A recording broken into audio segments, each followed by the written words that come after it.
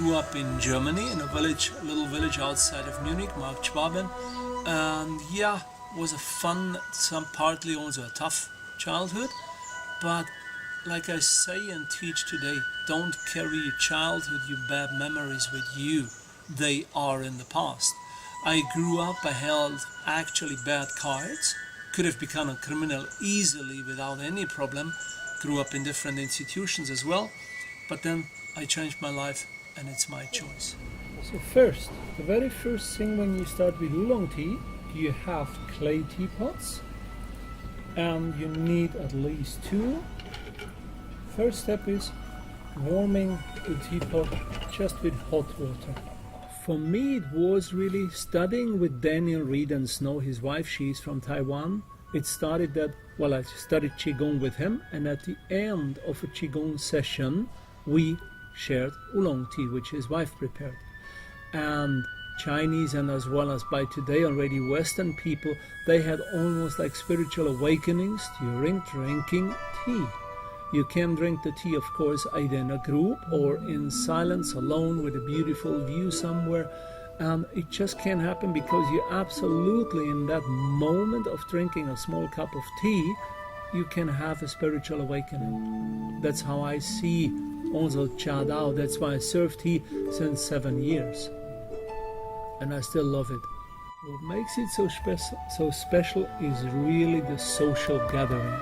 The Chinese also call it Cha Dao, the way of tea, where you, in reality, it's not very strict. You gather people come of all walks of life, and one person prepares very nice different oolong teas.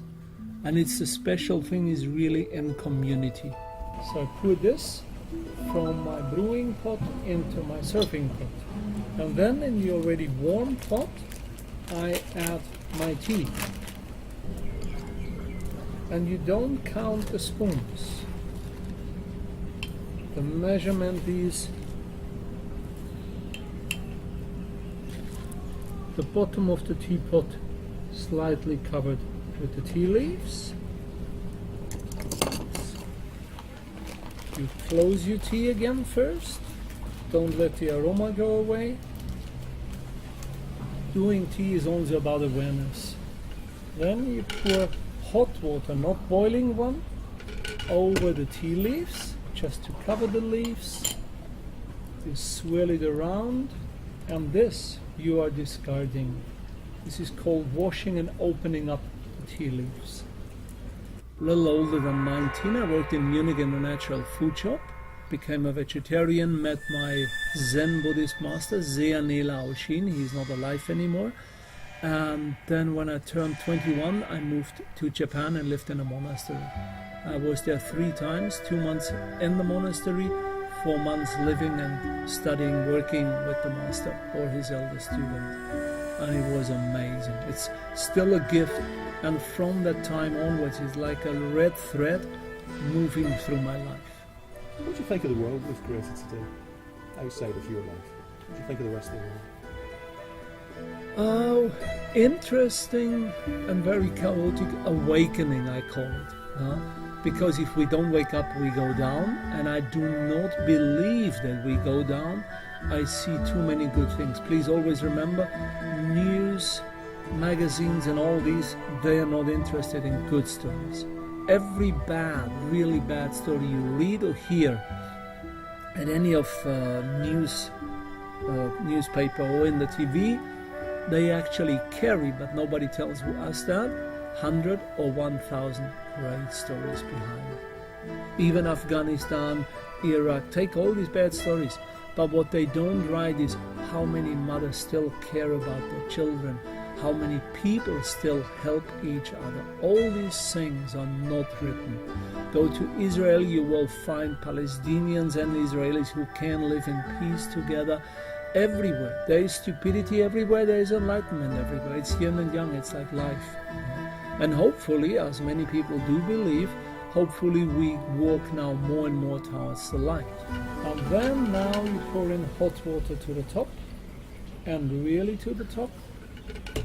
You put the lid on, and the little tea and the water which flows over also means abundance.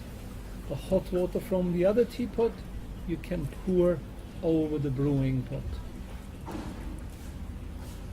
This, after a time, tea and hot water from the outside gives a patina to the teapot. You never wash the teapots with washing powder or anything like that, with detergent, never. Very short brewing time, between 10 and 20 seconds. A good balanced lifestyle, definitely time for ourselves, time for you in that sense. As Denny, my teacher, always asks, he asks 2 questions to people who say, oh, I don't have time to meditate, I don't have time to do Qigong. 2 questions. First question is how many hours you spend in front of the computer for stupid things, sorry to say that, and how many hours in front of the TV or at your local pub. And 99% of the people become very quiet because they spend hours in all of those things. Because the quality of oolong tea is so good, you prepare several brews with the same tea leaves. So my first brew is now ready. So first you pour it into the sniffing cup. Sniffing cups are mainly used in Taiwan. Not so common in China, but now in Hong Kong they start to use them again. And from the sniffing cup you put it into your drinking cup, and the sniffing cup you bring to the nose for the aroma, and then hopefully you enjoy the tea.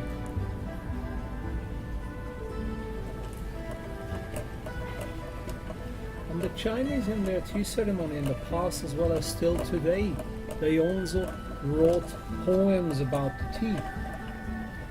Set up shop this time on the banks of the Kamo. Customers sitting idly forget host and guest.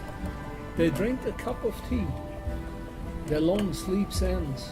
Awaken, they realize they are the same as before. Bai Sao, translated by Norman Weddell. And then they enjoyed it.